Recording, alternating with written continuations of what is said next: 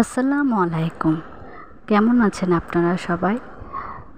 দেখতে দেখতে জিলহজ মাস চলে এসেছে এবং আগামীকাল পবিত্র ঈদুল আজহা, মানে আমাদের কুরবানি দিব।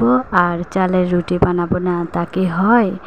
এই জন্য আমি চালের রুটি বানানোর প্রিপারেশন নিচ্ছি। এই যে দেখতে পাচ্ছেন, খামির ধরেছি এবং আমি আমার আশেপাশে কিছু হেল্পিং হ্যান্ড ছিল এবং আমার চাচিরা ছিল, ওদেরকে দিয়ে সুন্দর করে আমি চালের রুটি বানাচ্ছি। যে দেখতে পাচ্ছেন অলরেডি অনেকগুলো রুটি সেকা হয়ে গেছে।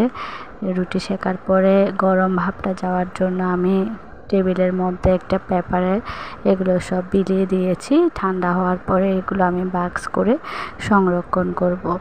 এভাবে রাখলে কাল পর্যন্ত রুটিগুলো ফ্রিজে রাখার আর প্রয়োজন পড়বে না, ভালোই থাকবে। ওকে, আল্লাহ হাফেজ।